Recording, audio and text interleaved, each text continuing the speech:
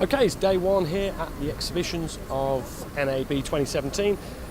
We've been fed and watered by AJA, so thanks to them, and we'll be going over to the stand shortly to check out some of the things that they've been talking about, but I will give you a very brief update on what they've said. So, as well as some of the usual standards conversions and things that they've updated along the way, there are a couple of things that I think are really interesting that AJA have released or will be releasing shortly.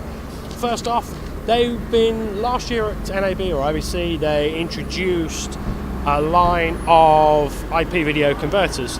So basically, well, we know what IP video converters are. Now they've got the transmitter end, so they've got a full end-to-end system, which is really handy if, like me, you've got a studio which runs SDI throughout the whole way, but a network running through different parts of the building.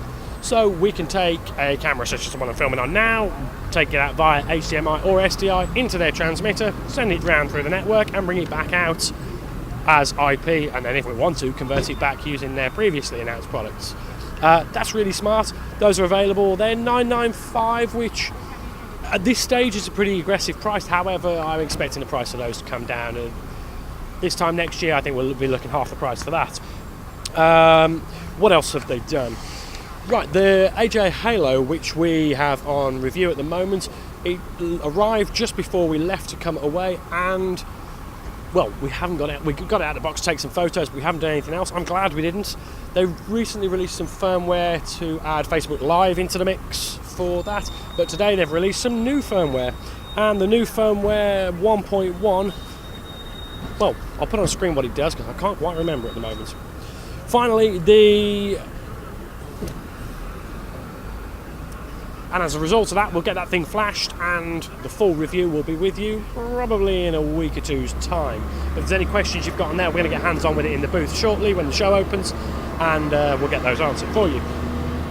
Finally, the Key Pro Ultra Plus. If you've used any of ours, Key Pro or IMH or any of that stuff before, the Key Pro is a, well, up to 4K recorder.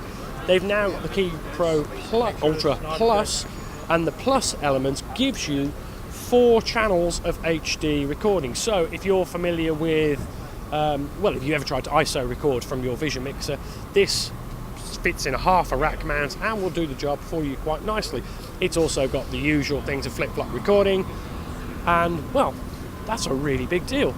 It's a bit of a price increase over the previous Key Pro Ultra, which was $3,000. This one is $5,000, maybe $4,000. I don't know, we'll check.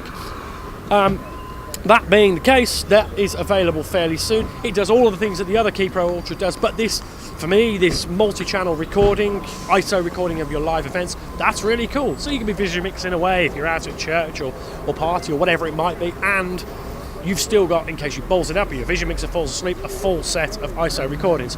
Records all in ProRes, so they're really quite nice, and unlike some of the other ones out there, it actually produces individual files for each ISO. That's really cool. That's pretty well it for now. I think, well, we're fully refueled. People are starting to turn up, and it's getting really busy here now. Blackmagic Design press conference will start shortly. I have no idea what they're going to talk about there. I also promised that I would come back to you on the DJI conference yesterday. I was expecting a little bit more from them, so, well, what happened was we met a couple of friends, we ended out at the casino, and I need to get hands-on with the Ronin. The bottom line for me was that there's so much information there in that press conference about the Ronin 2 that there was very little more that I could add at this stage without going and seeing it. So again, as soon as the doors open and we've done the other things we need to do, we'll be over to DJI to get hands-on with the Ronin 2. In the interim, we're going to get back there and, well, find out what's new from Blackmagic. As always, if you like what you see, subscribe, like, share, and if there's any questions, stick them in the comments below. I'll get them all answered. One question came in yesterday asking about Hyper Battery. Show's not open yet, but I'll go to Bright Tangent and find out about this Hyper Battery. I have no idea what it is yet, and I've not had a chance to look. That's all for now.